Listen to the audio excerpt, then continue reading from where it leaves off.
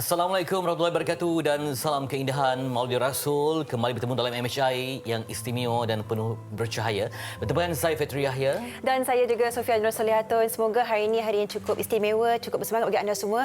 Salam Maulid Rasul diucapkan kepada anda semua, umat Islam di seluruh Malaysia. Kami harapkan agar hari ini menjadi hari yang menjadi begitu banyak inspirasi bagi kita semua, dan semoga kita juga dalam keadaan yang tenang sahaja menghadapi hari-hari yang pasti memerlukan kita dengan penuh semangat lagi. Ya, Fitri. Ya, dan kita memang sejak kecil telah pun mendengar lagu-lagu yang menceritakan tentang Nabi Muhammad sallallahu alaihi wasallam. 12 Rabiul Awal yang cerah, lahirnya zuriat yang saadah, dan kini terus diraikan. Bukanlah kita dalam keadaan yang serba-serbi tak kena ketika ini kerana mungkin dengan lingkungan daripada COVID-19, tapi tidak menghalang cinta kepada Rasul untuk terus bertunas dan berkembang melalui pelbagai cara. Bukan hanya sambutan yang bersifat seharian, tetapi kelahiran baginda adalah nadi sepanjang hayat dan sepanjang zaman. Moga-moga apa yang kami kongsikan hari ini akan memberikan anda iktibar, sebab sejarah Rasulullah ni adalah satu sejarah yang tak jemu-jemu dibaca, yang tak habis-habis digali, sebab perspektifnya sangat luas sepanjang zaman. Ya, so tentunya tahun ini temanya adalah Ummah Rabbani Negara Harmoni, walaupun tidak mempunyai sebarang sambutan besar-besaran seperti pada tahun-tahun dahulu. Dan tapi kami harap agar ini tahun yang agak mencabar ini pasti memberikan lagi satu semangat lebih besar lagi untuk kita semua teruskan perjuangan kita. Dan kita berdua saja hari ini, kita bersama mendengarkan tugas kita. Salam Maulid Rasul Fariha. Salam Maulid Rasul Sofia dan juga Fitri. Ceria hari ini, Alhamdulillah. Dan kita harapkan juga penonton MHI hari ini ceria dengan ada hari cuti bersama dengan keluarga.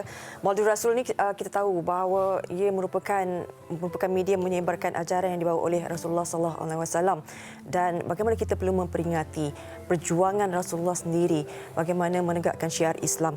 Dan hari ini kita tahu kita berdepan dengan pandemik COVID-19 kan.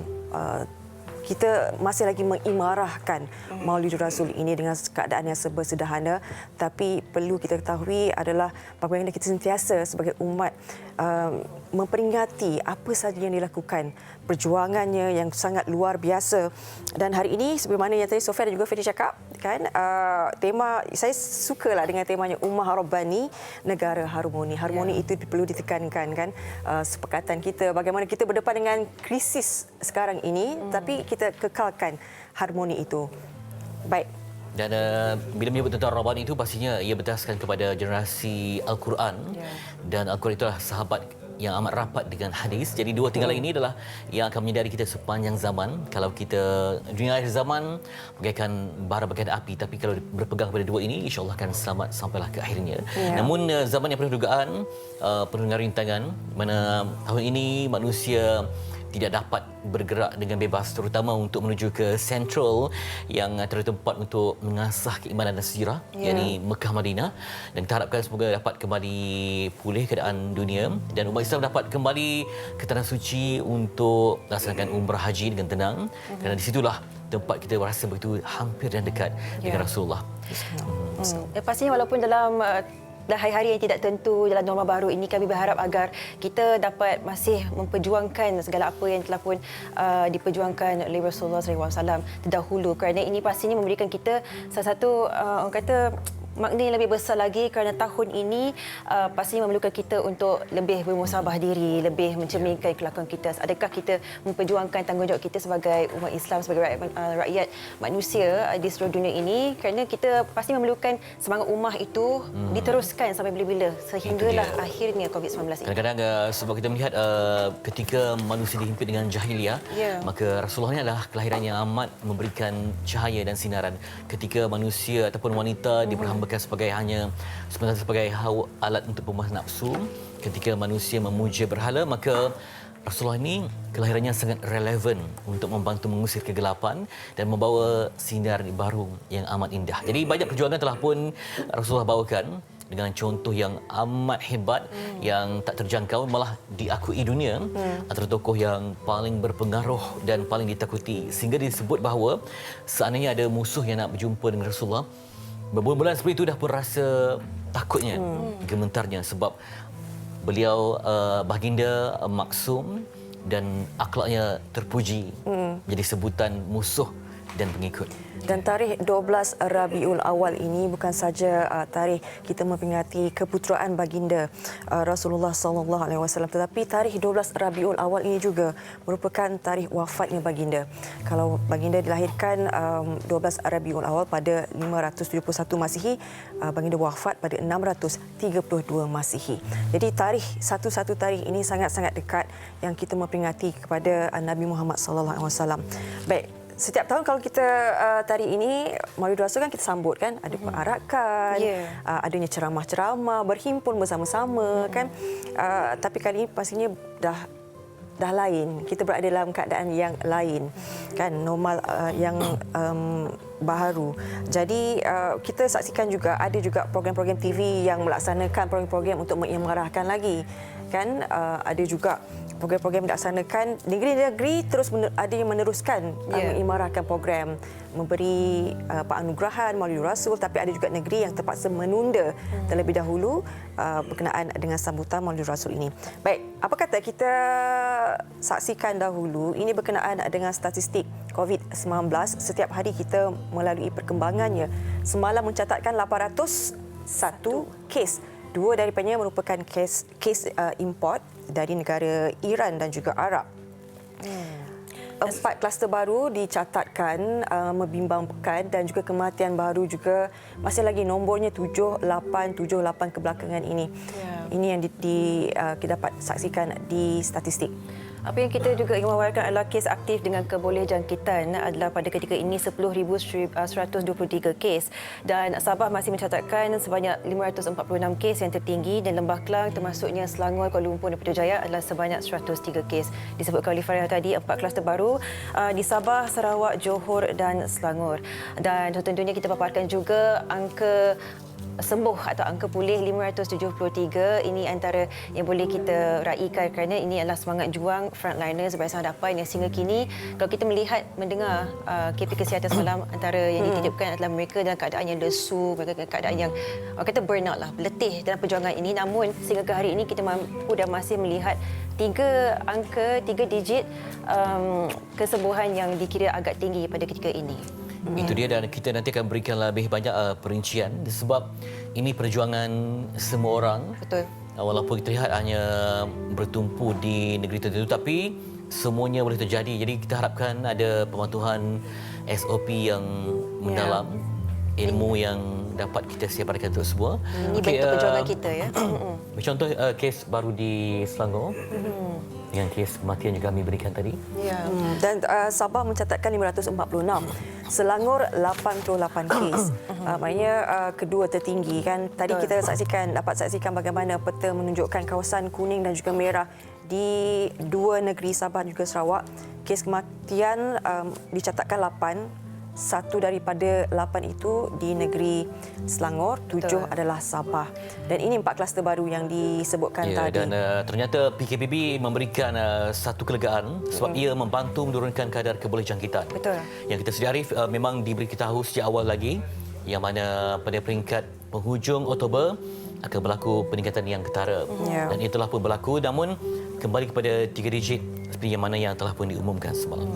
Kita mampu untuk melandaikan sebenarnya kalau kita melihat keberkesanan PKPB ini, angkanya ataupun paras 1.1 pada ketika ini. Kalau kita melihat pada permulaan PKPB awal bulan ini adalah pada tahap 2.2. Sebenarnya KKM menjangkakan antara kes sebanyak 4,000 sehingga ke 5,000 kes. Jadi kita alhamdulillah setakat ini mampu untuk mengekalkan pada tahap yang lebih selamat. Kita harapkan agar ini menjadi lebih besar lagi inspirasi bagi anda semua untuk mengekalkan SOP untuk kita melandaikan lagi COVID-19 ini. Baik, tinjauan di akhbar untuk hari ini, Khamis 29 Oktober. Terperhatikan di halaman harian di halaman yang ketiga. Sri Paduka Titah usaha jadikan rakyat mangsa. Al-Sultan Abdullah minta Ahli Dewan Rakyat beri sokongan padu kepada Belanjawan 2021. Yang di-Pertuan Agong Al-Sultan Abdullah Riyatuddin Al-Mustafa Billah Shah menasihati Ahli Dewan Rakyat supaya memberi sokongan padu kepada Belanjawan 2021 yang akan dibentangkan pada 6 November ini. Dan Sri Paduka Baginda bertitah ia demi kesejahteraan rakyat dan juga untuk pemulihan ekonomi yang terjejas akibat penularan wabak COVID-19. Dan itu yang diberitahu dan juga dimaklumkan di halaman yang ketiga. Dan berikutnya kita tinjau paparan di Harian Metro. Saya teruskan di sini seperti yang dipaparkan di halaman utama Harian Metro, taktik sindiket gunakan kurier bagi kiriman terlarang. Sedikit pengedaran dadah antarabangsa terkesan akibat PKP sejak Mac, lalu kini beralih kepada perkhidmatan kurier. Dan disebutkan di halaman kedua dan ketiga di sini adalah menjadikan perkhidmatan kurier, kargo dan penerbangan domestik sebagai kaedah penghantaran terbaru untuk barangan haram terbabit. Anda boleh lihat di sini antara gambaran yang telah yang boleh dikongsikan di sini, antaranya di sebelah kanannya antara dadah disyaki methamphetamine seberat 1.6 kg bernilai RM64,360 yang telah pun disorokkan dalam pen bertanda merah. Jadi ini yang kita risaukan sebenarnya, ya, antara bukti sindiket dadah antarabangsa memilih kaedah berkenaan adalah berdasarkan peningkatan kes rampasan oleh Jabatan Siasatan Jenayah Narkotik JSJN dan Jabatan Kastam Diraja Malaysia JKDM. Tahun ini saja nilai rampasan adalah sebanyak 2,842.3 kg dari Mac sehingga September lalu. Dan ini menjadi antara orang kata penguatkuasaan yang perlu diperkukuhkan lagi, walaupun kita dalam tempoh yang sangat sukar PKPB ini. Namun mereka dalam sindiket dadah antarabangsa ini masih tidak letih lagi untuk orang kata menyampaikan bahan-bahan terlarang ini dalam negara kita. Kalau anda dapatkan segala informasinya di halaman kedua dan ketiga Harian Metro. Okey, paparan berikutnya di NST. Di NST di halaman ke-7 ini berkenaan dengan perkembangan yang isu semasa sebelum ni kan, sumber bekalan air tercemar dan sebagainya. 4 more water pollution incidents averted. 4 incidents in Selangor last week could have potentially caused water pollution if they had not been addressed immediately. Menteri Besar Datuk Seri Amiruddin Syari said the latest incident happened yesterday where an oil spill was detected in a river in Kampung Baru Balakong. Props by the agency, he said, found that the pollution was not caused by any factory or workshop in the area. Dia kata 3 hari yang lalu mereka telah mendapati ada pencemaran air di Sungai Kundang Kerawang. I suspect that this has been done deliberately, but I have no proof. Maka dia turut berkata diharapkan banyak juga orang ramai ambil peduli berkenaan dengan berkenaan isu ini, dan mereka yang tidak mengambil melakukan berkenaan dengan pencemaran ini akan diambilkan tindakan dan siasatan akan terus dilaksanakan, kerana apa yang dilakukan ini akan memberi kesan hebat kepada penduduk setempat berkenaan dengan pencemaran air ini. Masih lagi ada pencemaran walaupun kita dah sedia maklum dan menubuhkan badan untuk menyiasat berkenaan dengan pencemaran air ini, masih lagi ada yang berani melakukannya. Baik, di utusan Malaysia ini berkenaan dengan wakil kedutaan Perancis dipanggil Wisma Putra bantah isu hina Islam. Beberapa hari ini kan ditimbulkan isu berkenaan dengan Perancis menjadi perhatian global susulan komen Perdana Menteri mereka, itu Emmanuel Macron, yang boleh dianggap biadab juga, yang menghina Islam sebagai agama pengganas. Jadi Kementerian Luar hari ini memanggil wakil kedutaan Perancis di Malaysia bagi membantah isu penghinaan Islam di negara itu. Menurut kenyataan Wisma Putra, ia susulan ketegangan yang semakin memuncak di Perancis, ekoran perkembangan tren kebencian terhadap Islam dan penganutnya. Jadi ketika pertemuan itu, wakil kedutaan berkenaan dimaklumkan mengenai kekesalan kerajaan Malaysia dan turut mengulangi gesaan mengutuk sebarang provokasi ke atas Islam. Dan Wisma Putra juga menyentuh dunia sendiri dapat menyaksikan pelbagai bentuk ucapan dan penerbitan berbaur penghinaan banyak pihak di Perancis ke atas peribadi Rasulullah sallallahu alaihi wasallam. Perancis ini sebenarnya antara negara Eropah yang telah menjalinkan hubungan diplomatik dengan negara kita yang awal juga. Maknanya selepas kita merdeka pada tahun 1957, Perancis antara negara Eropah yang telah bekerjasama dengan kita. Tapi ini, apabila ini berlaku, pastinya lah akan melihat hubungan baik ini mungkin akan terjejas, apatah lagi Malaysia kan negara Islam itu negara rasmi. Jadi kita melihatlah bagaimana perkembangan isu negara Perancis ini dalam memberi komen yang agak tidak sedap didengar oleh seluruh dunia. Itu yang dicatatkan di Utusan Malaysia. Okey, dan kalau membaca paparan di Berita Harian memang ditulis satu rencana. Ini kalau boleh anda baca di halaman ke-12, ini kebebasan bersuara personel agama wajar dipertikai. Ya. Sebab ia di tengah konflik, tengah dunia dalam keadaan yang tertekan dengan pelbagai isu pandemik COVID-19. Betul. Dan ketika ramai sebenarnya umat Islam di Perancis yang telah pun mematuhi pelbagai peraturan yang ketat oleh pihak berkuasa mereka. Tapi isu ini akan menengurkan keadaan. Betul. Kita bimbang sebab ketinggiannya Perancis mungkin ada banyak sejarah berdarah. Kita mungkin masih ingat apa yang berlaku di Nice dan serangan-serangan lain. Moga-moga ini tidak akan menjadi penyebab kepada kemarahan yang menimbulkan konflik dan pembunuhan selepas itu. Okey? Sepatutnya kita melepasi kata taraf menghormati sama satu lain kerana kita bercakap berkaitan dengan hak untuk kebebasan bersuara ini mempunyai limit ataupun haknya. Perlu ada kematangan intelektual dan sensitiviti. Baik, kita ada perkongsian berikutnya. Okey. Baik, kita nak bercakap berkenaan dengan sambutan Maulidur Rasul yang disambut dalam normal baharu ini. Jadi, kita nak bersama dengan tetamu kita melalui panggilan video, Ustaz Muhammad Zarifi Daud, penolong pengarah kanan JAKIM. Assalamualaikum Ustaz. Waalaikumsalam warahmatullahi wabarakatuh. Sihat Ustaz? Alhamdulillah, syukur Alhamdulillah, Fariha sihat ya? Sihat Alhamdulillah.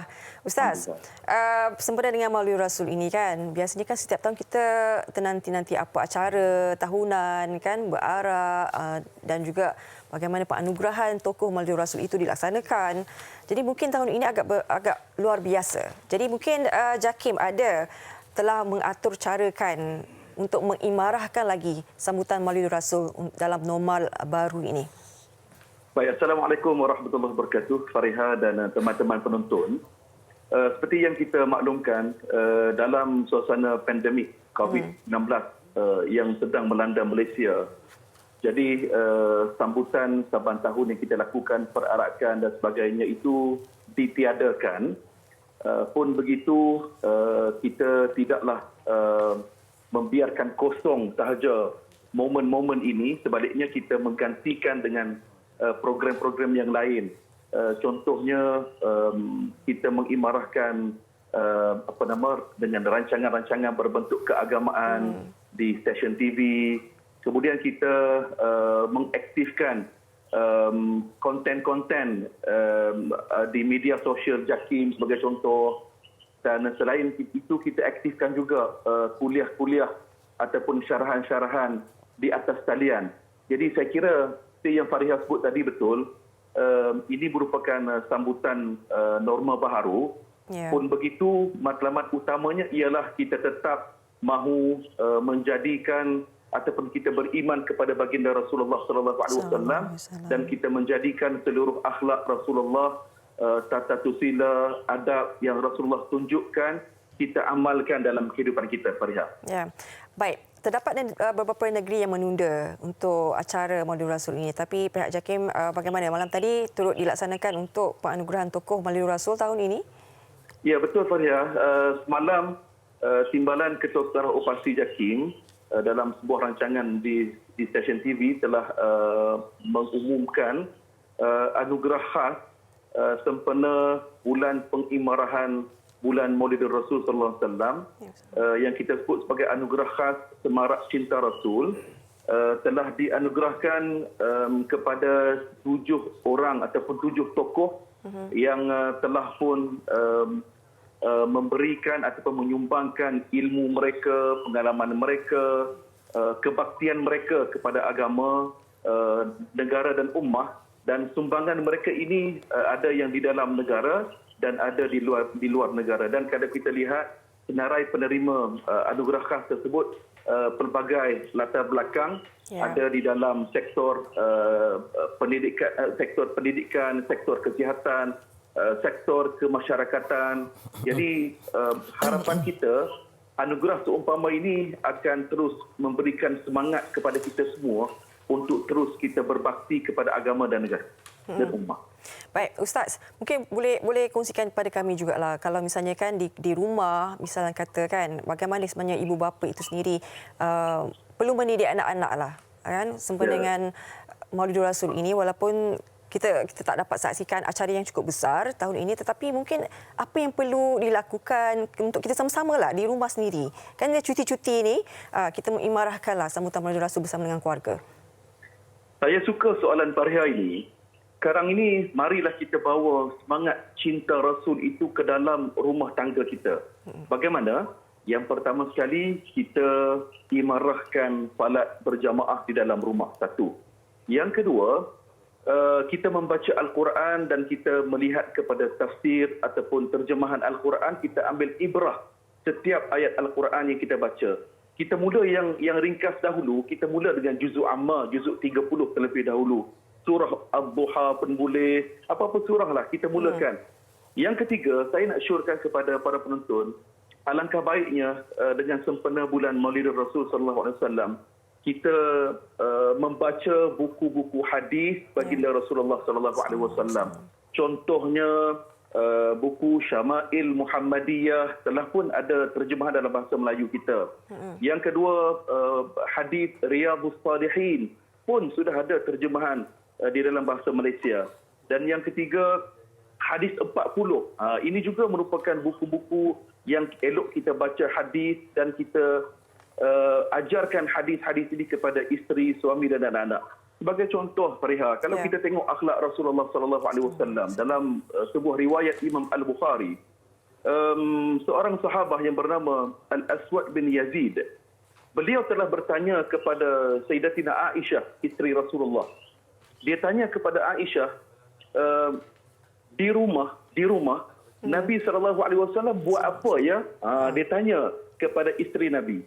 Jadi Aisyah menjawab, Nabi SAW di rumah, Nabi membantu kerja isterinya. Maknanya Nabi bantu buat kerja-kerja rumah. Dan apabila azan berkumandang, Nabi SAW pun keluar untuk salat.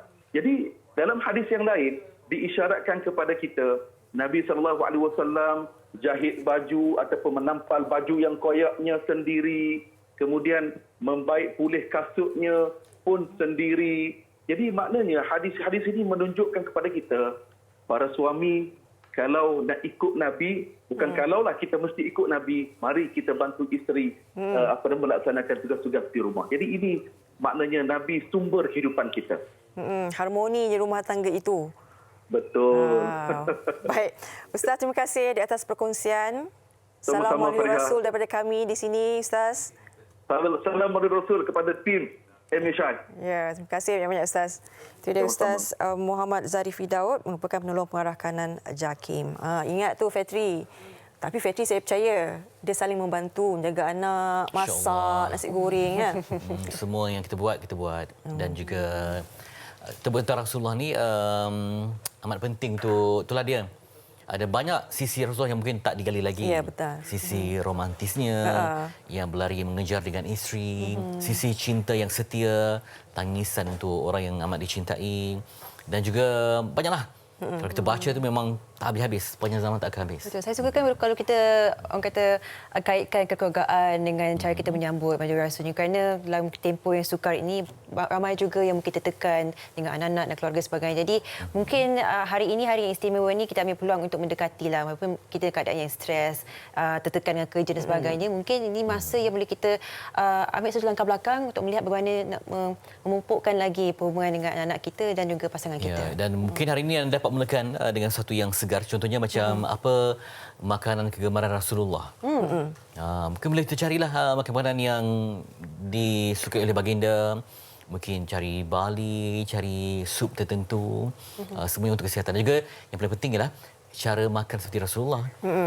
Yang Rasulullah tidak buncit, fit, tegap, sentiasa bermaya, dan para sahabat mengibaratkan semuanya bagaikan cahaya purnama.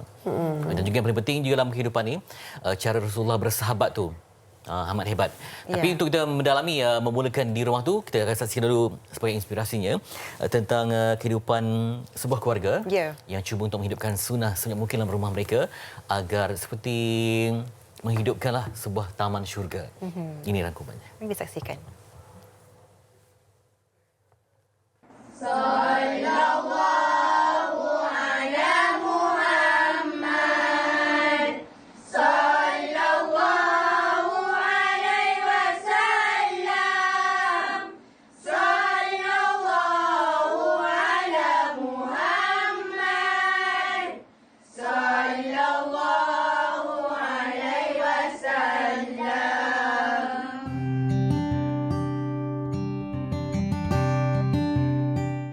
Hari ini, seluruh umat Islam di Malaysia meraihkan sambutan Maulidur Rasul bagi memperingati kelahiran junjungan besar Rasulullah SAW.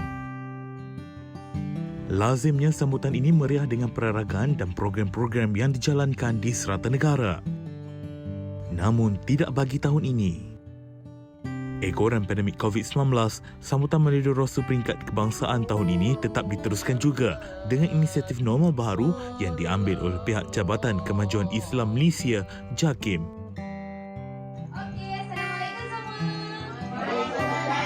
Demi menyahut saranan kerajaan dengan duduk di rumah, Nur Hanisah Japril dan keluarga menyambut Maulidur Rasul dengan mengaplikasikan normal baru.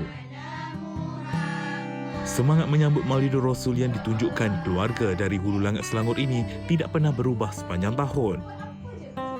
Untuk tahun ni perbezaannya sebab kita ada coronavirus ni kan, jadi kita tak boleh berkumpul. Jadi kita patuhi arahan kerajaan dan kita tak buat pun aktiviti tersebut. Tapi walaupun kalau ikutkan memang sedih memang sedih, tapi tak apa, kita pengalaman baru yang mana kita sambut di rumah kita pula kan, bersama-sama dengan adik-beradik, anak buah. Jadi bersama-sama kita buat selawat bersama-sama di rumah, ajak ibu dan ayah kita bersama-sama selawat dekat rumah kan. Sambut nak katanya norma baru, itu pun dikira baharu juga bagi kita. Pengalaman yang sangat berhargalah sebab jarang-jarang kita buat sambutan Maulidur Rasul bersama ahli keluarga di rumah kita sendiri. Sambutan yang di rumah juga kita meriahkan dengan imarahkan sambutan Maulidur Rasul tu dengan selawat bersama-sama ahli keluarga.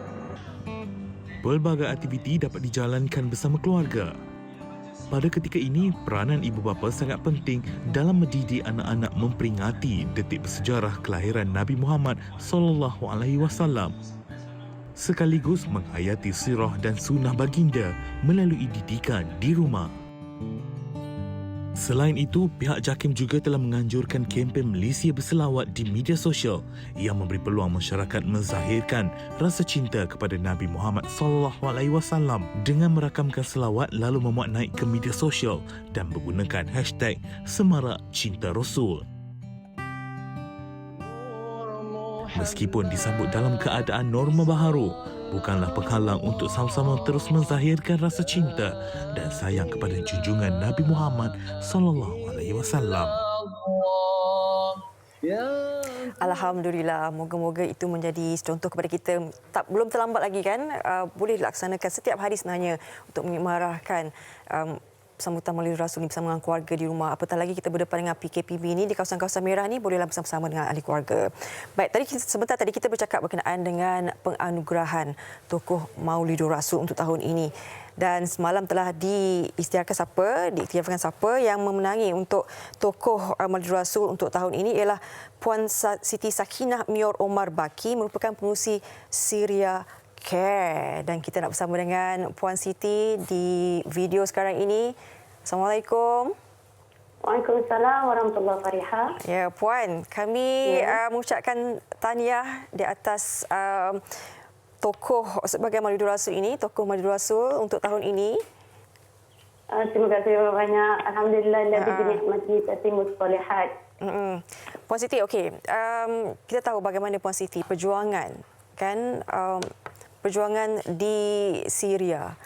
Bagaimana membantu mangsa-mangsa konflik di Syria ini. Katanya dah sejak 2012 kan? Ya, betul. Okey.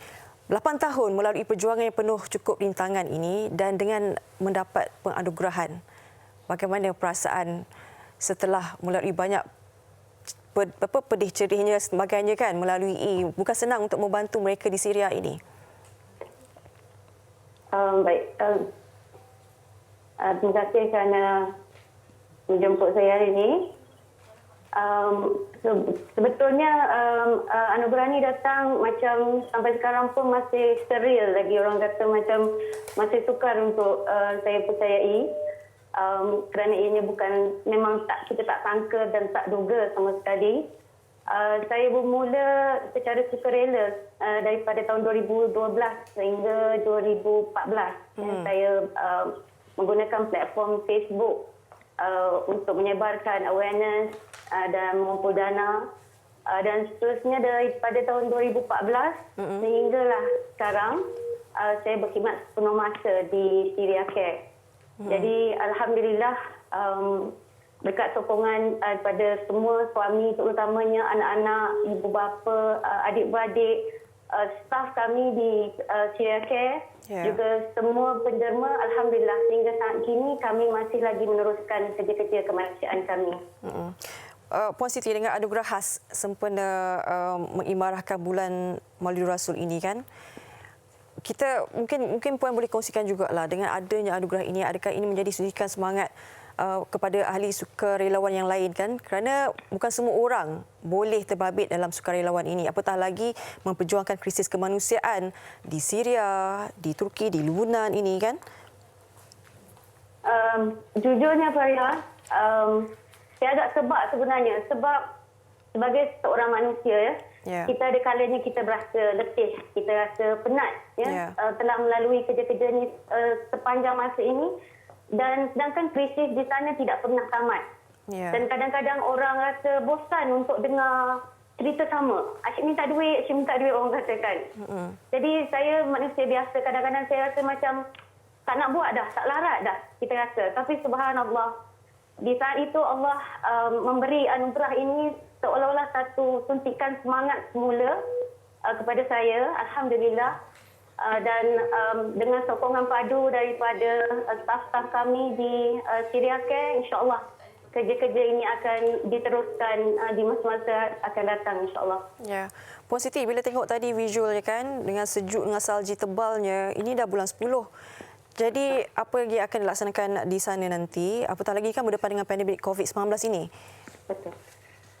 Memangnya satu perkara yang kita khawatiri adalah kedatangan musim sejuk dalam keadaan mereka tidak cukup persediaan. Kita tak dapat nak tepis kedatangan musim sejuk itu yang Allah dah tetapkan pada semua. Tetapi dalam keadaan mereka tidak cukup bekalan untuk berhadapan dengan musim sejuk, ini sangat kita khawatiri.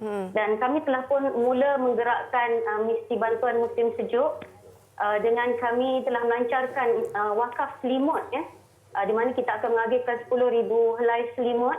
Di samping itu bantuan-bantuan seperti olive briquette, iaitu seperti arang tetapi daripada biji buah zaitun. Kemudian gas, diesel, makanan, dan insya-Allah kita juga telah pun membina dalam proses akhir sekarang ini kawasan perumahan yang kita namakan wakaf perumahan pelarian Syria Kampung Malaysia yang terletak di Al-Bardakli, di mana kita menyediakan 292 buah rumah dan kita bakal memindahkan para pelarian ini daripada kemah ke rumah supaya kita kata mereka mampu berhadapan dengan musim sejuk yang bakal dilalui. Sebab musim sejuk di sana sangat dahsyat. Dan dalam berdasarkan pengalaman saya pergi kat sana, apabila melihat mereka ada yang tak pakai stokin, tak pakai kasut dengan pakaian yang nipis, sedangkan kita pakai baju berlapis-lapis sebab tak tahan sejuk. Tapi apa pilihan yang mereka ada, mereka terpaksa bertahan di sana. Dan kita harapkan tiada lagi berita-berita kematian akibat kesejukan yang melampau ni. Baik. Puan Siti, kita mendoakan yang terbaik, terus berjuang untuk mereka kerana sangat sukar kehidupan mereka. Tanpa kalian, bagaimana, siapa lagi yang ingin membantu mereka? Baik, kita doakan yang terbaik buat kalian dan tahniah juga sekali lagi atas anugerah khas ini. Terima kasih. Jazakumullah khairan. Baik, Puan Siti Sakinah Mior Omar Baki merupakan pengurusi Syria Care, juga merupakan pemenang anugerah khas sempena pengimarahan bulan Maulid Rasul untuk tahun ini. Baik, selepas ini kita akan berehat seketika. Sekembalinya nanti kita nak bersama dengan Fetri dan juga tetamu kita berbincang. Kita ingin mendekati lebih dekat mengenai isu ataupun topik ibrah Perang Uhud. Semuanya selepas ini di Malaysia Hari Ini.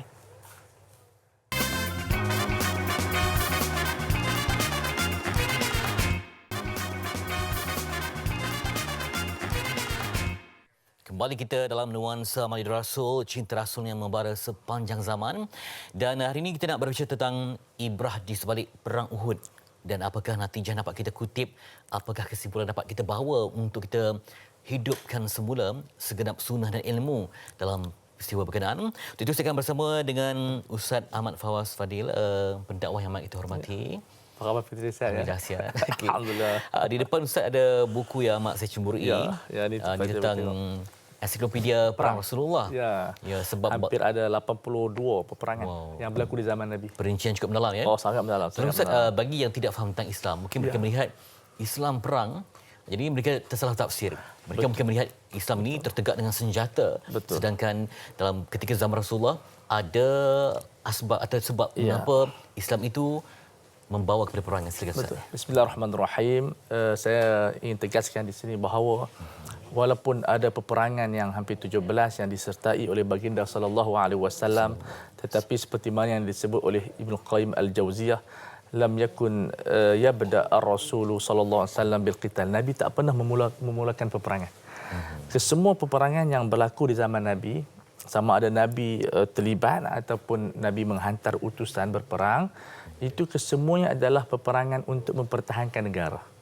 Sebab itu kalau kita tengok Al-Quran, tak ada satu ayat pun yang mention Nabi diutuskan untuk berperang. Itu yang pertama. Semuanya rahmatan lil alamin, nadhiran, basyira. Kemudian yang kedua, tidak ada hadis-hadis yang sahih yang menyebut Nabi datang untuk berperang. Bahkan yang hadis yang menyebutkan bu'ithtu bisayf, riwayat Ahmad, itu hadis dhaif. Saya diutuskan dengan pedang. Ini menunjukkan bahawa sejarah telah membuktikan dan sejarah ada dalil yang paling kuat, Islam tidak bergerak dengan dia pedang. Karena pedang tidak mampu membuka hati.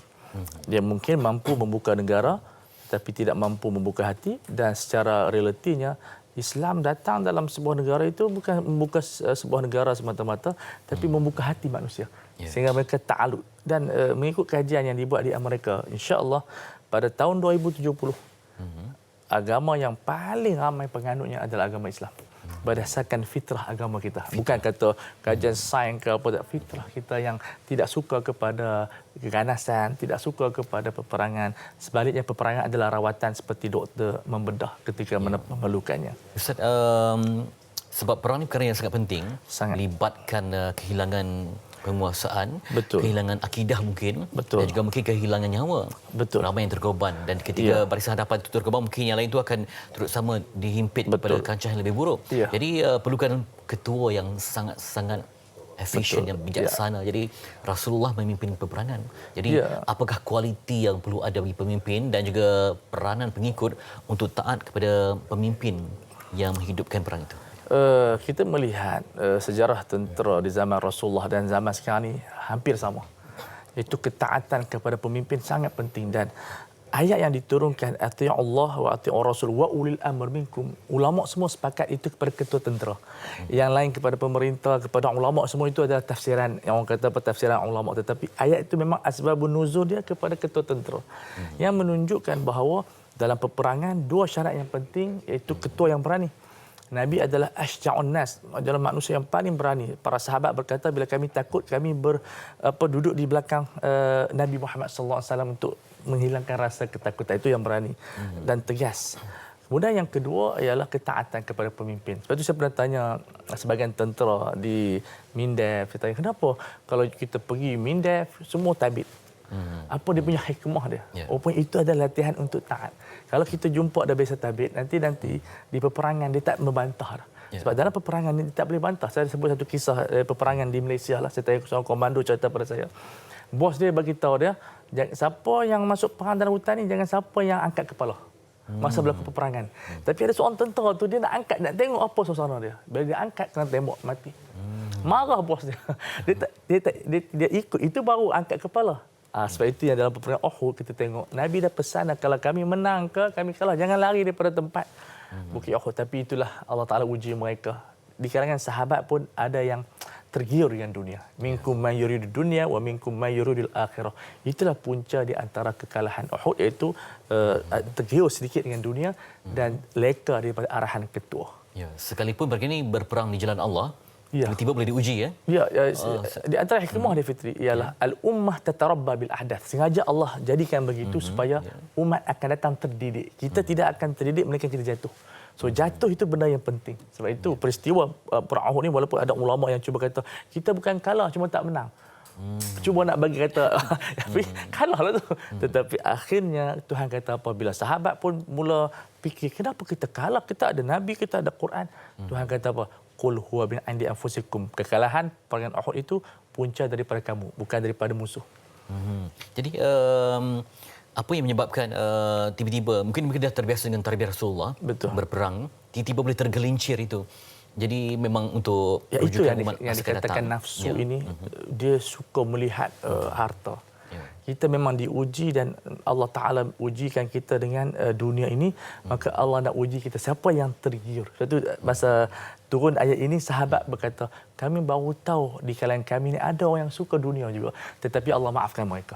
Jadi ini tidaklah menjadi satu keaiban kalau kita orang yang soleh, kita orang yang baik, kadang-kadang tergiur juga. Kita pun ada nafsu. Ada terlintas. Jadi jangan kita anggap orang yang baik-baik ini tak ada terlintas nak berebut jawatan. Ada tak terlintas dan nak jawatan. Dia kata, ni apa dia Pak Syekh ni pakai apa ceramah agama tapi nampak jawatan kampung berebut juga. Kadang-kadang dia mai ujian. Dia berdosa tapi manusia tidak akan terlepas. Jadi kita perbetul balik.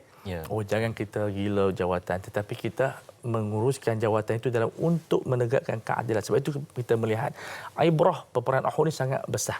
Kerana di sana ada golongan munafiqun, mana mereka cabut lari.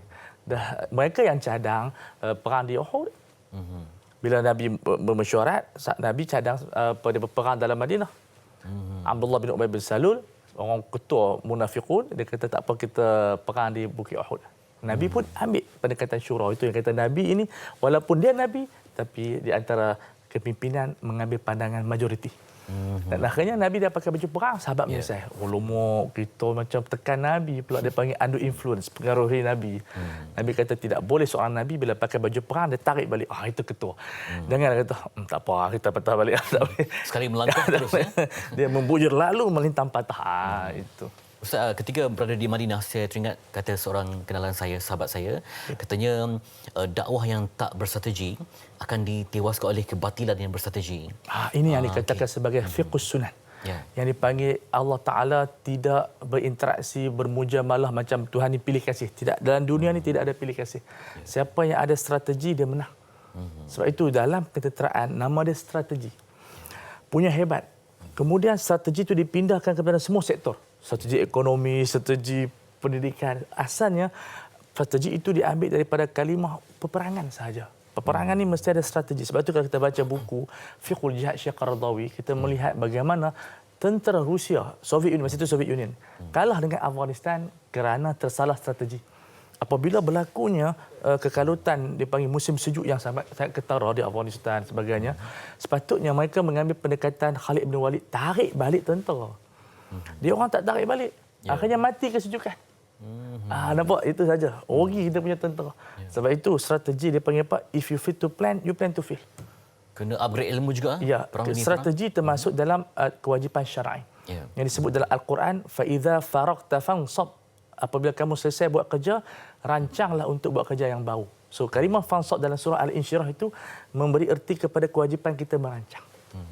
Dan Rasulullah sering menyebut bahawa Islam mencintakan umat yang kuat, bukan umat yang lemah. Jadi untuk menjadi bijaksana ni, maksudnya yang terpilih di bidang perang ni adalah orang yang betul-betul hebat ya. Luar biasa itu. Itu kan kalau kita, saya pernah jumpa seorang komando tu, dia kata 5 kali dia beranak, bini dia drive sendiri ke hospital. Dia duduk bertugas. Kalau bini orang lain macam mana? Rasa tak masuk rumah dah. 5 kali melahirkan anak, dia tidak bersama dengan isterinya kerana bertugas. Sebab tentera, dia bai'ah lah, maksud dia telah aku janji kepada perjuangan, peperangan, tugas lebih besar daripada keluarga. Subhanallah. Saya rasa ini isteri tentera, saya ucap tahniah, semua luar biasa. Yang suami mereka terlibat dalam peperangan, saya rasa itu isteri dia juga hati yang sangat kukuh. Ustaz, dalam perang Uhud ini, adakah wanita juga main peranan? Kita melihat dalam hadis Bukhari, mereka menjadi jururawat. Sebab dalam tugasan kita, wal mu'minuna wal mu'minat ba'dhum awliya'u ba'd, Tuhan kata. Lelaki dan perempuan sama-sama berjuang, sama-sama mencegah kemungkaran dan menegakkan keadilan, menyuruh kepada kebaikan. Cuma mungkin perbezaannya mereka tidak kehadapan berperang. Mereka dalam keadaan darurat macam Nusaibah, bila Nabi diserang dia yang pertahankan. Sampai Nabi kata apa? La maqamu Nusaibah afdalu min fulanin wa min fulanin. Maqam Nusaibah ada orang panggil Nasibah, lebih afdal pada seorang lelaki pada hari ini. Sebab itu lelaki dengan perempuan tak ada yang dipanggilkan siapa yang afdal. Yang bertaruh aku afdal. Tapi tanggungjawab lelaki lebih besar. Sebab tabiat lelaki. Tetapi ada wanita yang luar biasa. Dia tak ramai wanita yang luar biasa ni. Dia memang Tuhan buat macam tu. Dia luar biasa dalam rumah, dalam keadaan pendidikan. Tetapi peperangan ada seorang sahabat wanita minta doa kepada Rasulullah, ya Rasulullah, doakanlah aku boleh berperang di laut. Sebab peperangan di laut ni lebih besar pahalanya. Ya. Kita tengok siapa pergi laut dia macam mana ombak. Belum perang lagi ombak dah besar. Jadi kita melihat wanita sangat luar biasa sumbangan mereka dalam ketamadunan. Kita bukan setakat hargai tetapi Allah Taala sendiri menghargai mereka. Ya.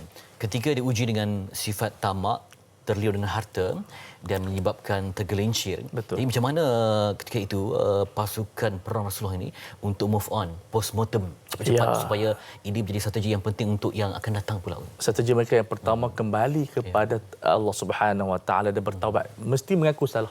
Okey. Kalau tak mengaku salah itu problem. Dia panggil no excuse. Sahabat cuba berfikir kenapa kita kalah? Rupa-rupanya kelemahan daripada diri mereka dan perlu ditarbiah dalam dalaman ini supaya dunia berada di tangan kita. Tidak kata salah sayang dunia, tetapi menjadikan dunia lebih daripada akhirat itu yang menjadikan para sahabat itu tewas. Jadi mereka dipulihkan dengan taubat kepada Allah Subhanahu Wa Taala dan patuh kepada Rasulullah Sallallahu Alaihi Wasallam. Sebab kepatuhan kepada Nabi itu adalah tanda kepada kejayaan. Hari ini dan menjadikan para sahabat terus maju dan ia sebagai satu pengajaran kepada generasi seterusnya. Apabila Rasulullah memerintahkan satu arahan, kesemuanya patuh. Kalau tidak akan berlaku kepada para sahabat yang tewas dalam peperangan Uhud. Sebab dalam Badar kita dah menang dah. Subhanallah. Walaqad nasarakumullahu biadrin wa antum adillah, dah menang dah. Tetapi bila ada kecuaian dan juga dalam perang Hunain berlaku juga kagum dengan jumlah yang ramai. Jadi dia tidak boleh kagum, kita kena kembali kepada Allah. Itu bezanya orang Islam melihat dunia dengan pertolongan Allah Subhanahu Wa Taala. Akhirnya bila mereka sedap balik, baru menang balik dalam peperangan Uhud, peperangan Hunain yang mana jumlah mereka yang begitu banyak pun kalah pada permulaannya. Apatah lagi dalam peperangan Uhud kita hanya 1,000, kemudian patah balik pula dari sebahagian kumpulan Abdullah bin Ubay bin Salul berhadapan dengan 3,000 tentera kufar. Kekalahan itu bukan kita katakan satu keaiban, tapi satu pengajaran kepada kita. Itu dia. Jadi dalam konteks persenjataan betul. Apakah mungkin bagaimana training center sahabat-sahabat yang berjuang di medan perang ni? Ya, Rasulullah sallallahu alaihi wasallam mereka menggalakkan para sahabat berlatih. Di antaranya berkuda, memanah dan seumpama dengan itu. Tapi itu adalah latihan fardu kifayah. Kita taklah perlu sampai begitu, itu tentera ajalah. Kalau kita masuk pun tentera nak jaga kita pun susah. So latihan-latihan tersebut penting untuk membina kekuatan. Sebab tu kalau kita nak masuk pemilihan tentera pun dia cek semua daripada kesihatan. Makna dia cek luar dan dalam. Kerana apa? Kekuatan tentera ini satu kekuatan yang luar biasa. Tak bolehlah jenis tentera yang mudah menangis, yang jenis mudah tidak boleh diasak. Sebab itu kita kena faham bahawa tentera di zaman Nabi pun bukan semua sahabat mampu menjadi tentera. Ada sahabat namanya Hasan bin Sabit, dia takut berperang. Dia nak perang nak perang takut, tetapi dia mempunyai senjata lisan dia. Ya, itu dia panggil apa? Lisan Hasan bin Sabit itu lebih tajam daripada tombak yang menikam orang kafir. Ya, jadi kita bahagi-bahagikanlah. Ada orang yang mampu bersenjata, kita latih dia. Dan itu di antara benda-benda yang penting. Yang mampu berceramah, ceramahlah. Itu dia. Jadi ketika diuji dengan tadi, saya sangat menitik beratkan Uhud ni sinonim dengan harta Betul. Uji pada harta. Jadi nak memadamkan harta itu macam mana? Adakah dengan nak dapat level zuhud itu bagaimana? Sebenarnya kita salah faham apabila kita menyatakan harta itu tercela. Ya, okey. Ya, sebenarnya kita kena sayang harta tapi dalam bentuk digunakan di jalan Allah. Yang dicela oleh syariat apabila harta itu menjadi matlamat. Maksud jadi apa jadi yang penting aku duit. Aku duit. Itu yang menjadi masalah. Sebab itu Nabi bersabda, ta'isa abdud dinar. Pada rugilah, binasalah hamba dinar. Maksud dia hidup dia kerana dinar. Tetapi duit ini sebenarnya dia adalah satu instrumen. Dia panggil medium of exchange. Tukar. Jadi kalau kita guna harta tu untuk kita ke akhirat kita, maka duit itu menjadi nikmat yang terbesar. Nabi kata apa? Ni'mal malu salih li rajul salih. Harta yang paling terbaik kepada orang soleh. So kesilapan memahami harta dalam perang Uhud juga menjadikan satu benda mereka tergiur sehingga lupa arahan Rasulullah sallallahu alaihi wasallam. Tapi kalau di harta itu di bawah panduan sunnah Nabi Muhammad SAW, dia menjadi harta yang terbaik. Dan Allah Ta'ala namakan harta pun sebagai khairin. Wa ma tunfiqu min khairin. Harta itu benda yang baik. Itu dia. Jadi untuk terkaitkan perang Uhud dengan kehidupan hari ini, tema yang sambutan kita generasi yang Rabbani untuk membawa harmoni ini, yang bermaksud kembali kepada Rabb itulah kunci kepada kejayaan yang sebenarnya. Makna ummah Rabbaniyah itu adalah qul inna salati wa nusuki wa mahyaya wa mamati. Kita mengembalikan sembahyang kita. Mungkin sembahyang kita sekarang ni tak kembali kepada Tuhan, sembahyang hanya sebagai adat. Kita mengembalikan ibadat kita kepada Allah, kehidupan kita kepada Allah dan mati kita pun kepada Allah. Insya-Allah kita menjadi satu umat yang harmoni. Ya, jadi macam mana Ustaz, perang Uhud ini akan membawa iktibar penting dalam kehidupan, sebab ia bukan dalam konteks perang tapi dalam konteks kesemuanya sekali. Betul. Sebagai cara hidup, sebagai way of life. Macam betul. Kita dapati bahawa pengajaran yang kita dapat daripada peperangan Uhud ialah perpaduan. Arti yang pertama, kita mesti mengukuhkan perpaduan walaupun berlaku perselisihan. Okey, kita agree to disagree. Okey, tapi jangan sampai kita berperang. Yang kedua, kita mesti kembali kepada Rasulullah SAW. Bagaimana Nabi kata sebuah kaum itu akan berjaya kalau mereka melukakan wajah Nabi. So kita sekarang ni banyak sangat orang yang melukakan hati Rasulullah SAW tanpa disedari. Dengan disebut oleh Muhammad Iqbal, umat ini problemnya, umat ini lupa nabinya. Allahu Akbar. Ummatun nasiya nabiyah. Umat yang ada nabi tapi dia lupa nabi dia. Sampai orang bukan Islam tidak kenal nabi kita, mereka mencerca nabi kita. Kebanyakan kes yang berlaku di dunia ini, orang Islam mencerca nabi kita bukan sekadar kejahilan mereka, tetapi kelemahan kita tidak menerangkan nabi kita kepada mereka. Itu dia. Jadi ada isyarat yang cuba Ustaz sampaikan itu untuk memperkukuh kita punya saf dalam kehidupan, memperbaiki ilmu, sebab kita kadang-kadang ni tak ada lagi senjata yang perlu kita angkat, tetapi senjata ilmu dan memberi kemahiran untuk memberi penerangan. Ya, masing-masing gunakan kolam. Sekarang ni banyak pen, IG, FB. Ceritakan Rasulullah kepada orang. Kerana Rasulullah ini, siapa yang kenal dia akan cintanya. Seperti mana pelukis di Denmark dahulu mencerca Rasulullah. Bila dia baca sirah Nabi, dia kenal Nabi, menangis di makam Nabi seperti kanak-kanak memohon maaf kepada Rasulullah SAW. Dan kita yakin, seperti mana berlaku sekarang ini, kalau dia kenal Rasulullah SAW, dia akan melihat kecantikan yang lebih cantik daripada bulan purnama. Sallallahu alaihi wasallam. Rasulullah tak kenal maka tak cinta, tak kenal maka rugilah, sebab ialah yang akan memberi, baginda akan memberi syafaat di hari akhir nanti. Terima kasih untuk Ustaz Ahmad Fazil. Sama-sama. Yang terus bersinar insya-Allah. Menjadi permata ummah untuk menerangkan kepada kita untuk mendapat ilmu sebanyak mungkin dan juga menjadi ibrah kehidupan sepanjang hayat insya-Allah. Baik, kita berehat sikit, nanti kita akan berbincang lagi isu lain di MHI, termasuk penampilan seorang artis nanti untuk lagu-lagu cinta Rasul yang berkekalan. Selepas ini di MHI.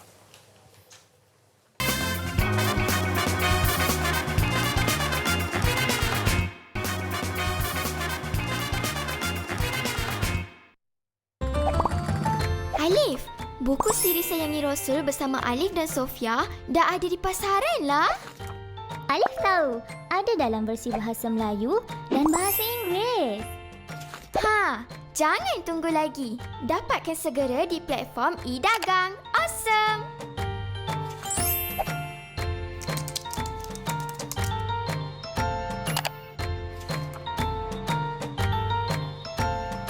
Terima kasih kerana masih setia bersama kami di Malaysia hari ini, dan di segmen kali ini kita akan berbincang berkenaan dengan Alif dan Sofia, pelancaran koleksi buku siri Sayangi Rasul sempena Maulidur Rasul. Dan kita difahamkan pastinya disambutnya hari ini dan siri animasi 3D Alif dan Sofia ini sangat-sangat popular di kalangan kanak, dan kita ingin tahu apakah pengisian bagi siri kedua bagi Alif dan Sofia. Dan bersama saya hari ini Encik Lokman Nur Hakim Othman, Ketua Pegawai Eksekutif Blind Spot Studios dan penerbit dan pengarah siri animasi Alif dan Sofia. Assalamualaikum. Dan juga Cik Nik Ili Diana Nik Anwar, Pengurus Pelesenan Jenama Primework Studio. Apa khabar? Kau baik, thank you. Alhamdulillah Rasul. Okey, mungkin kita nak kongsikan sedikit sebanyak berkenaan dengan siri animasi 3D Alif dan Sofia ini. Apakah pengisiannya dan mungkin koleksi terkini ini apakah yang paling menarik sekali? Okey, siri Alif Sofia kami berkolaborasi dengan Primework Studio. Kami dah setahun di online dan ada di siaran TV3. Pengisiannya banyak berkenaan moral dan pendidikan Islam. So fokus kami hari ini adalah untuk siri buku ni Sayangi Rasul. So untuk siri ini kita ada 8 buku Di mana 4 itu adalah yang dalam bahasa Melayu dan 4 dalam bahasa Inggeris. Dan mungkin nak kongsikan sedikit sebanyak berkenaan dengan kolaborasi kreatif daripada perspektif Primeworks Studio sendiri. Okay, so as you may know, sebelum ni kami we are very aggressive when it comes to untuk kolaborasi dalam animasi. Betul. So we've worked with Agent Ali sebelum ni, and right now with Alif and Sofia. So these two IPs are the two IPs that we are very much focusing on right now, and we love the kesinambungan, the creative work that we work together with Blind Spot, especially for a content yang targeting for preschool. So specific to today, memang like macam Luqman mentioned lah, we are focusing on this book sebab as content creators, we love to storytell. So kita from Blind Spot, they translate the storytelling tu kepada animasi, dan untuk Primeworks Studio kita translate storytelling tu kepada something physical. So this is one of the best ways actually untuk for us to storytell to others lah, another better platform. Baik. Yeah. So tentunya penterjemahannya kepada buku fizikal ni pasti memberikan lebih impak lebih besar bagi kanak-kanak lagi. Apatah lagi bagi ibu bapa yang bergenerasi muda kan. Ia sedikit sebanyak mungkin keistimewaan ataupun maksud signifikannya bersama dengan Maulidi Rasul yang kita sambut pada hari ini. Okey, untuk konten Ali Sofia, kami ada buat siri-siri sayangi Nabi Muhammad di dalam YouTube lah. So untuk continue meneruskan konten-konten itu, kami start produce buku-buku yang berdasarkan Rasul lah. Baik. So buat masa ni siri 4 yang pertama, kisah 4 yang pertama. So kita nak memupuk sayang kepada Nabi dan Rasul supaya anak-anak ni belajar nilai-nilai murni, sifat-sifat terpuji daripada Rasul ni lah. So sebab tu nama sirinya Siri Sayangi Rasul. Itu target kami. Baik. Dalam siri Sayangi Rasul ini difahamkan yang penerbitan pertamanya adalah Ayo Shalat, juga dipasarkan di Indonesia. Jadi bagi yang ini, adakah akan ke pasaran Indonesia juga? InsyaAllah kita akan tengok macam mana sambutan di Malaysia. Buat masa ni sambutannya agak memberangsangkan. Kami ada di platform e-dagang.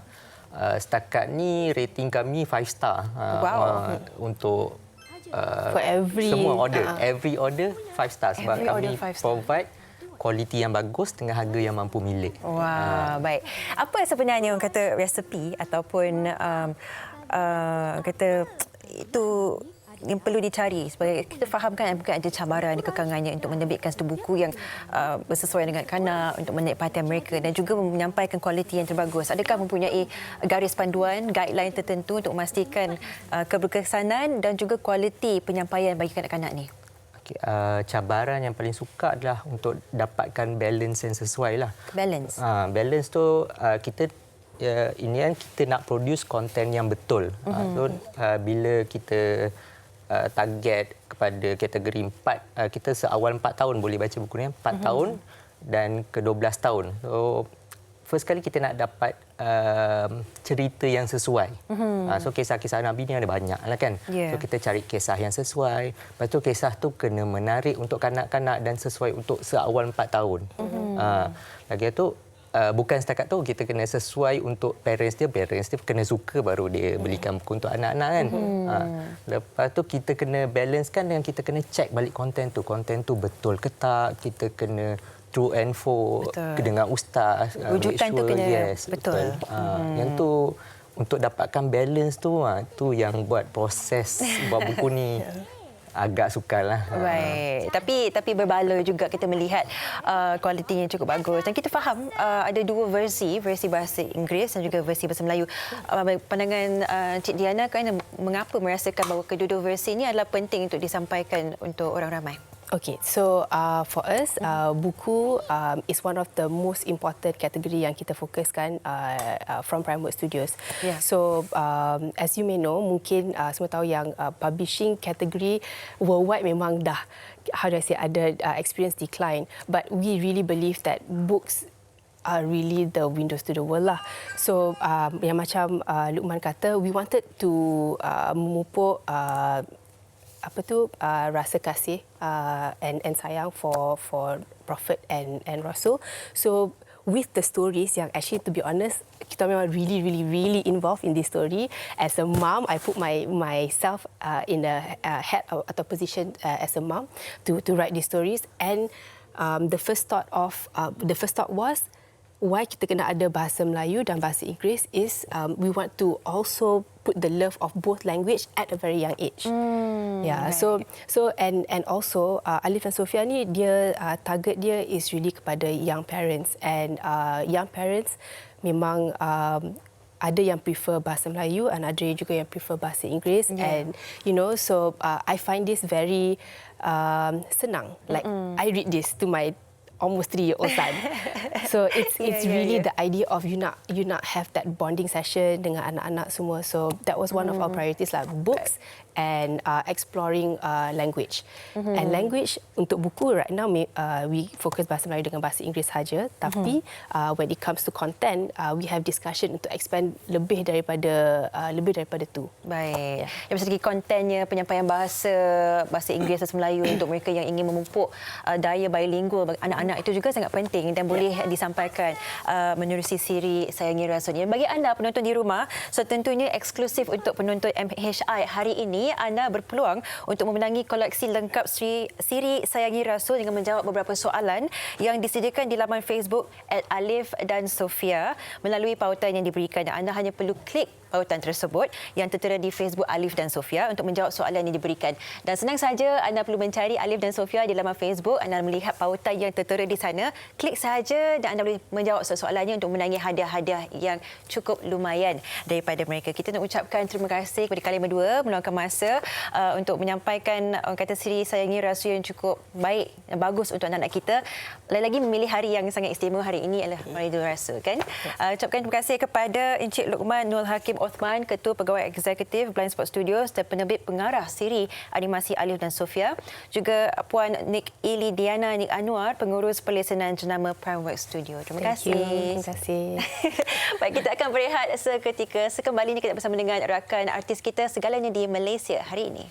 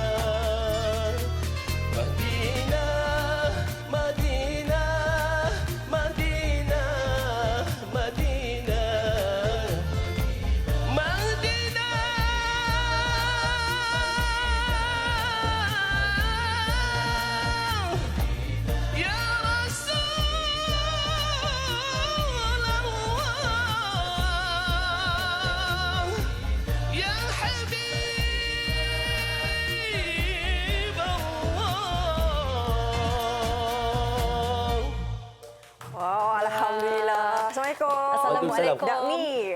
Assalamualaikum. Okey. Pusing kita. Pusing. Sekejap nak tanya sihat dah. Alhamdulillah. Lama nak jumpa ke? Lama sangat. Lama sangat. Jadi apa, Surah Dakmi ni pagi ke malam ke siang ke memang macam tu Bila warm up vokal ni biasanya? Lepas subuh lah. Lepas subuh lah. Kalau kita program tu at least 2 jam ke? Ya. 2 jam sebelum kita warm up dulu. Vocalization kita buat. Lebih kurang setengah jam. Lepas tu boleh relax. Itu dia. Macam mana? Nampak ceria je pagi-pagi ni. Macam mana membangunkan semangat je pagi-pagi macam mana? Dia makan kurma. Kan? Alhamdulillah, hari ni hari jadi sebenarnya kan. Hari jadi Baginda Rasul. Jadi ceria lah. Daripada semalam kita dah rasa ceria dah. Okey. Lagu terbaru ni? Ini lagu terbaru. Lagu terbaru 2 minggu sebelum hari jadi Baginda Rasul ni.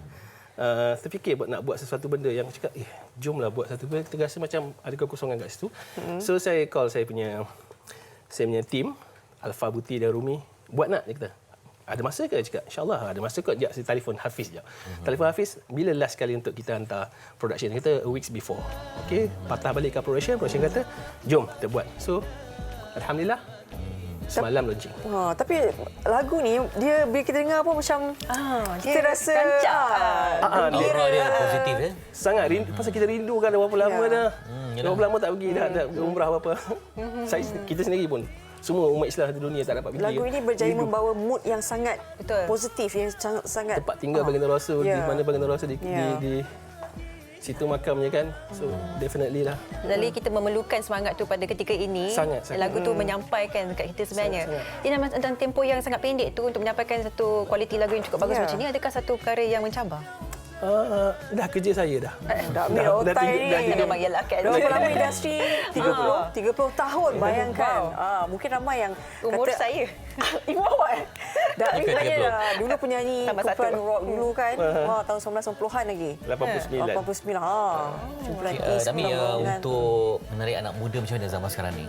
Perlukah macam Dakmi bawakan lagu-lagu begini di elemen TikTok ke macam mana ke supaya mesej tu sampai? Mesej ni kena macam biasa. Mesej dia kena yang positif. Dia punya kenderaan yang je berlainan sekarang ni. Ya, medium. Betul. So kenderaan yang ada sekarang, kita pakai kenderaan itu. Tapi jangan gunakan dengan sebaik mungkin lah. Ya, betul. Sebab medium sekarang ni kan banyak mediumnya kan. Saya rasa kalau apa yang disebut factory itu, kita terpulang pada individu untuk menyampaikan mesej baik ataupun tidak. Betul. Macam malam nanti pun saya dengan Rabani boleh cerita sikit. Boleh. Dekat platform kita FB lah untuk live dengan Rabani. Malam ni live Malam Baginda Rasul, Rabani, Nasyid.com, lepas tu Sapu, satu company lah yang buat program untuk pasal kita duduk fikir tak ada ke Malam Baginda Rasul biasa tahun-tahun biasa ada kan. Berimpun dah. Tahun ni ada buat tapi dalam skala yang kecil dekat FB Live Rabani malam ni 8.45. Saya pun ada sekali. Ini membuat persembahan melalui atas talian ni secara online ni adakah susah sebenarnya? Tak susah pun. Yang bagi kita yang performer tak susah. Yang susahnya orang yang nak memasarkan itulah. Dia kena fikir banyak benda. Penghayatan tu masih sama ya? Sama insya-Allah. Walaupun tak ada orang macam ni sekarang kita lagi eksklusif rasa. Lagi best. Kita boleh bagi perasaan tu lagi. Tak di sinilah bila dengan membawa genre sebegini kan, bagaimana respon orang muda dengan mesej yang ingin sampaikan dengan lagu-lagu sebegini. Dia begini, benda ni kalau kita pasak hari-hari tak sedap jadi sedap. Betul. So kita kena bagi dengar everyday. Sama je. Minat tu perlu dibina. Kalau minat tu tak dibina, dia tak jadi apa pun. So bila orang kata ini lagu tak sedap, satu hari pasang kali 10 kali tengok esok dia dah masuk dah meresap dah. Macam mana Dakmi melalui transisi dalam hidup sehingga memuncak cinta pada baginda? Subhanallah, mesti ada guru. Kena ada guru. Kalau tak ada guru, kita tak tahu. Kita tak tahu nak pergi mana. Pergi sekolah pun, yang cikgu ajar kita ABC. Tapi kita tak tahu. Sama juga dengan agama, lagi penting. Sebab ini cerita dia pasal akhirat. Kan? Lepas kita mati, umur kita sunatullah 63 kita mati. Lepas itu apa kita nak buat? Susah. Sana lagi susah kalau kita tak ada panduan. Kat sini kita boleh kelok sana, kelok sini, apa semua kan. Tapi apa cara sekalipun, kena ikut cara baginda Rasulullah SAW untuk kita sampai kepada akhirat besok. Start dengan mati, syahadahnya, bendanya selepas tu alam kubur, pahala kubur, akhirat syurga dan neraka. Mesti kena ada guru kat semua tu. Dami ada tak, sebab saya ada terbaca berkenaan dengan Dami ada juga buat lagu untuk Afriz Zafril Ya, Sabda Kekasih. Dah keluar dia punya lagu tu. Filmnya belum keluar lagi. Setahu saya dia akan keluar dalam bulan 12 ni kot. Macam itulah. Ada artis lain tak yang Dami? Ada, Wawa sendiri nyanyi dalam tu. Oh, Wawa pun jadi. Ada satu lagu dalam tu. Dalam filem. Misteri. Misteri. Dia suara perempuan lah. Suara perempuan yang dia transaction juga kan, daripada dulu anak dara, lepas tu dia jadi isteri orang, lepas tu jadi ibu. Dia punya sound tu best. It's not, bukan seorang penyanyi, dia seorang pelakon, tapi dia ada look suara tu.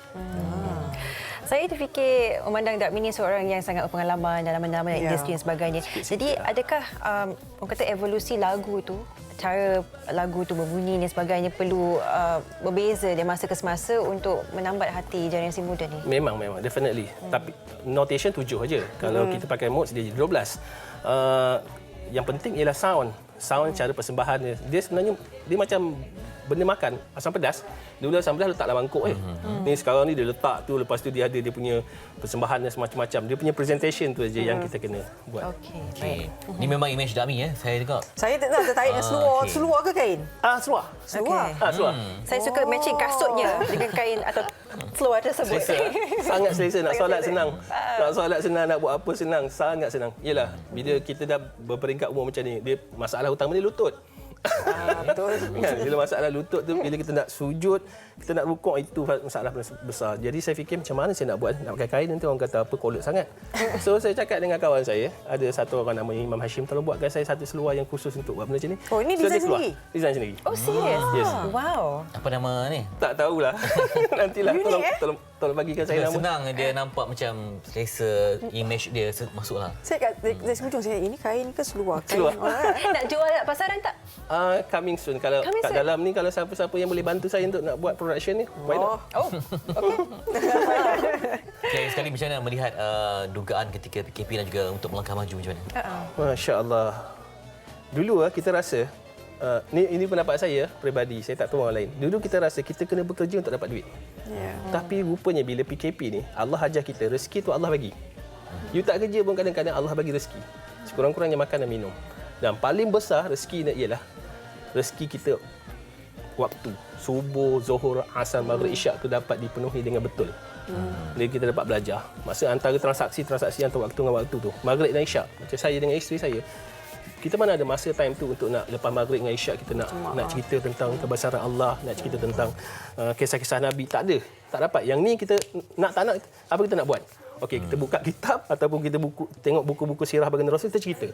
Taklim lah. Kisah taklim lah. Maghrib Isyak tu dapat. Lama-kelamaan 8 bulan, 10 bulan ni, lama-kelamaan dia jadi macam budaya kita tau. Bila kita tak ni, saya kanda dinda dengan isteri.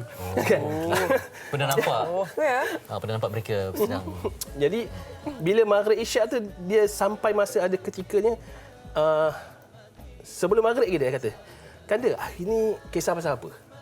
Kita rasa, wow, dia dah jadi macam satu budaya. Menanti-nantikan lagi. Nanti-nanti, cerita. So, semalam kita cerita tentang Nabi masuk ke Mekah, Futuhatul Makkiyah. Cerita tentang sahabat-sahabat berapa ribu orang, siapa yang ada daripada Madinah, siapa yang ada di Mekah. Pada ketika tu apa yang berlaku. Kita dapat recall balik cerita. Dan tak lupa juga cerita pasal Al-Qarni lepas ni, insya-Allah kan. Insya-Allah. Baik. Okey, semoga sukses untuk Dami. Banyak cakap hari ni ya Allah. Ada persembahan seterusnya? Apa ni lagu apa? Persembahan seterusnya lagu ni pun benda tu ada kat Madinah. Tamar. Pohon tamar tu memang ada kat Menangis atau tamar. Pohon pun menangis sebab cinta Rasul kan. Okay, lagu ni dengar 10 kali pun tetap menangis juga. Wallahualam. Terima kasih menonton kami di MHI. Terima kasih banyak jemput. Selamat. Minta maaf kalau salah silap ya. Sama kami. Baik, anda semua jaga diri dan salam Maulidur Rasul. Kita bawakan topik tokoh Maulidur Rasul juga pada hari esok di MHI. Jaga diri. Terima kasih, selawat Dami untuk anda. InsyaAllah.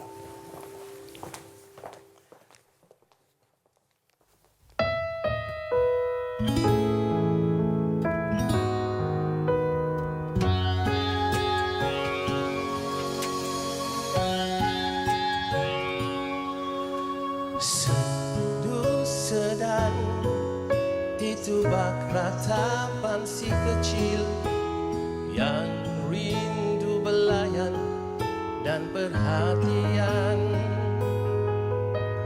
yang mendambakan kasih dan sayang dari seorang insan yang penyayang. Tangisan itu dari sebatang taman yang sebelumnya menjadi mimbar sandaran Rasul jika menyampai khutbah, diganti mimbar baru kerana keuzurannya.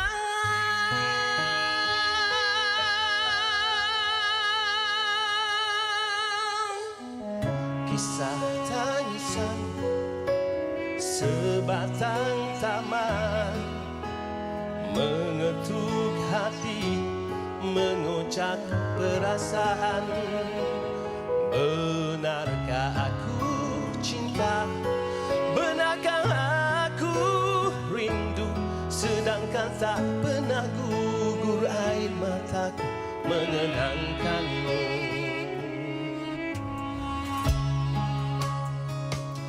Tangisan itu dari sebatang taman yang sebelumnya menjadi mimbar sandaran Rasul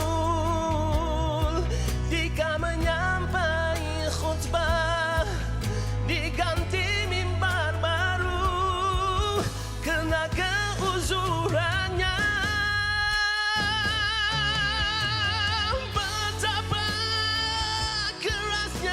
Hatiku ini untuk menghargai perjuanganmu. Betapa angkuhnya diriku ini untuk menghargai pengorbananmu. Ya Rasulullah, ingin aku menjadi sebatang tamar yang menangis rindu kepadamu. Ya Rasulullah, biarlah aku hanya sebatang tamar, namun dapat bersamamu di dalam syurga. Tangisan itu dari sebatang taman yang sebelumnya menjadi